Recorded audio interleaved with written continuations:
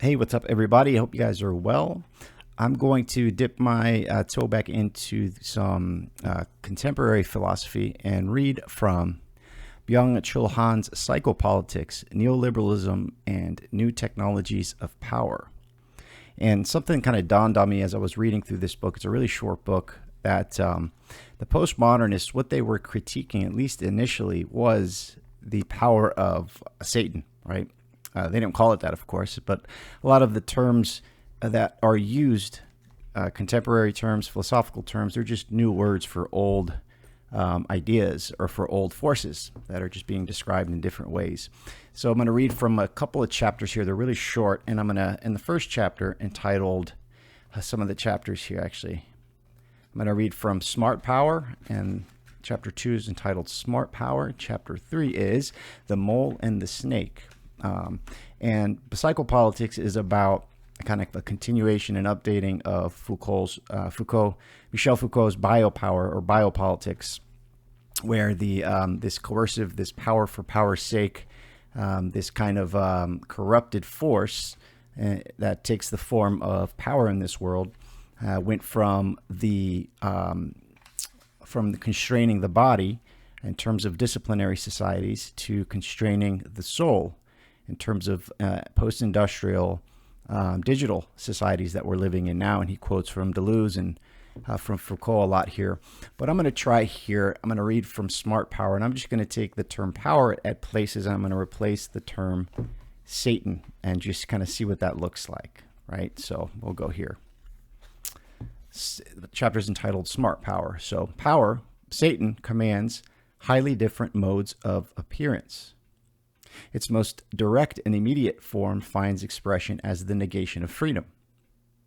This enables power holders to impose their will against the will of those subject to Satan by violence, if need be. However, Satan is not limited to breaking down resistance and forcing obedience.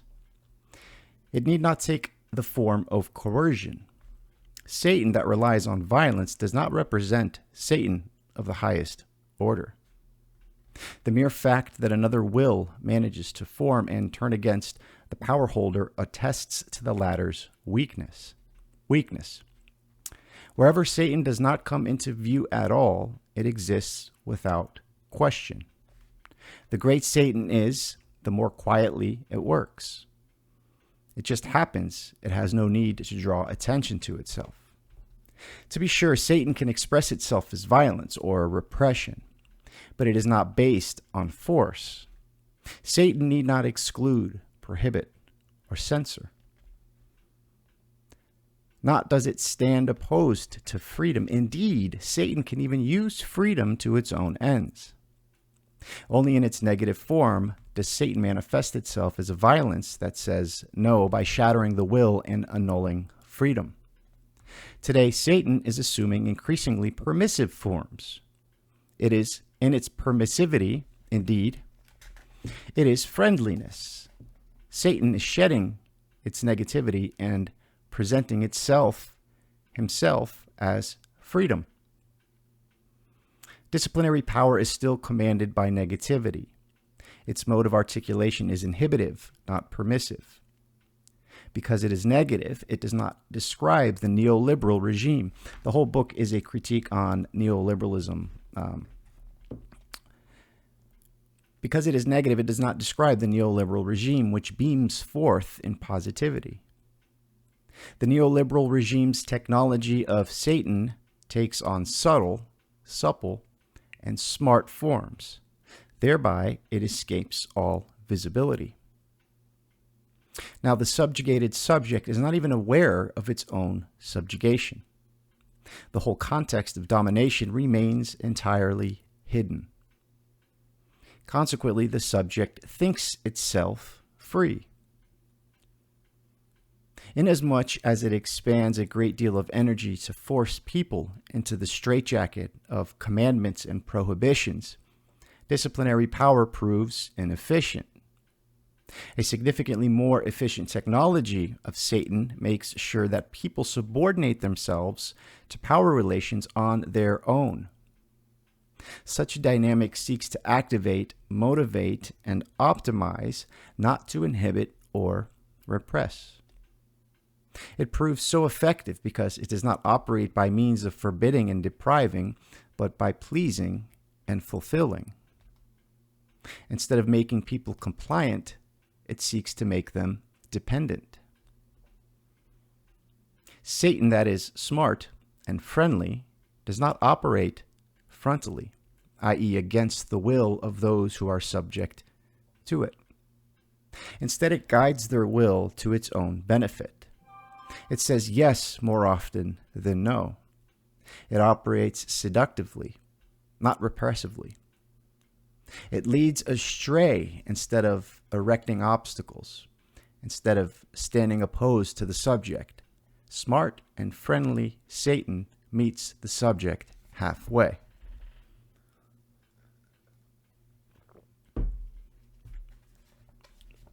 Smart power, smart Satan, cozies up to the psyche rather than disciplining it through coercion or prohibitions.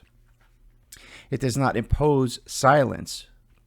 Rather, it is constantly calling on us to confide, share, and participate, to communicate our opinions, needs, wishes, and preferences, to tell all about our lives.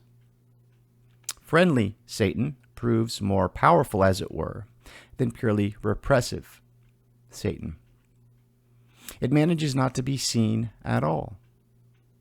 Today's crisis of freedom stems from the fact that the operative technology of Satan does not negate or repress freedom so much as exploit it.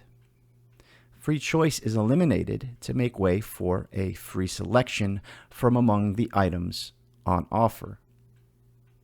Smart power, Satan, with a liberal, friendly appearance, Satan that stimulates and seduces, is more compelling than Satan that imposes, threatens, and decrees. Its signal and seal is the like button. Now people subjugate themselves to domination by consuming and communicating, and they click like all the while. Neoliberalism is the capitalism of like. It is fundamentally different from 19th century capitalism, which operated by means of disciplinary constraints and prohibitions. Smart power reads and appraises our conscious and unconscious thoughts. It places its stock in voluntary self-organization and self-optimization. As such, it has no need to overcome resistance. Mastery of this sort requires no great expenditure of energy or violence.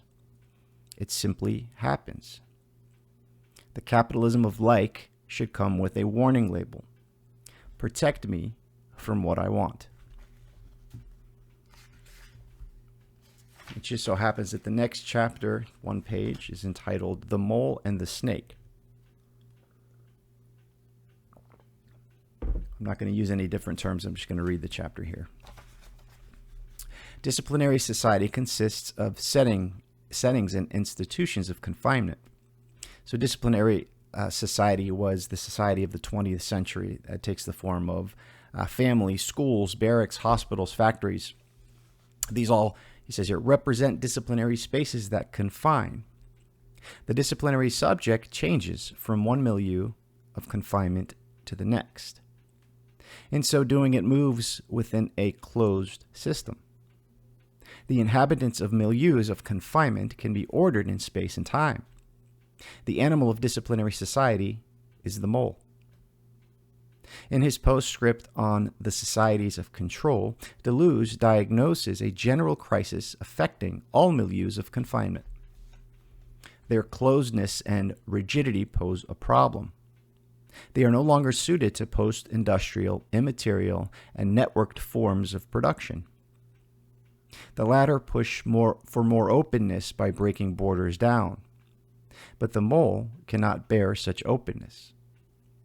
Accordingly, the snake takes the mole's place. The snake is the animal of neoliberal control society, to which disciplinary society has yielded. In contrast to the mole, the snake does not move in closed spaces. Rather, it makes space by means of its own movement. The mole is a laborer. In contrast, the snake is an entrepreneur. The snake is the animal of the neoliberal regime. The mole moves through predetermined spaces. As such, it subordinates itself to spatial restrictions. The mole is a subjugated subject. But the snake is a project, inasmuch as it creates space through the course it steers. The passage from the mole to the snake, from subject to project, does not amount to setting out for an entirely new way of life. Instead, it represents a mutation, indeed an intensification, of capitalism, which remains one and the same. The mole's restricted movements impose limits on productivity. Even when it labors in disciplined fashion, it cannot exceed a certain level of productivity. The snake eliminates such limitations through new forms of movement. Accordingly, the capitalist system is switching from the mole model to the snake model in order to generate more productivity. According to Deleuze, the disciplinary regime organizes itself as a body. According to Deleuze, the disciplinary regime organizes itself as a body. It is a biopolitical regime. The neoliberal regime, in contrast, seems like a soul. As such, psychopolitics is its form of government. It is constantly introducing an inexorable rivalry presented as healthy competition. Wonderful motivation. Motivation, projects, competition, optimization, and initiative represent features of the psychopolitical technology of domination that constitutes the neoliberal regime. Above all, the snake embodies the guilt and debts that the neoliberal regime employs as instruments of domination. So that's it. Just two quick chapters, again, from Psychopolitics, Neoliberalism, and the New Technologies of Power. So let me know what you guys think. Hope you guys are well. Talk to you soon.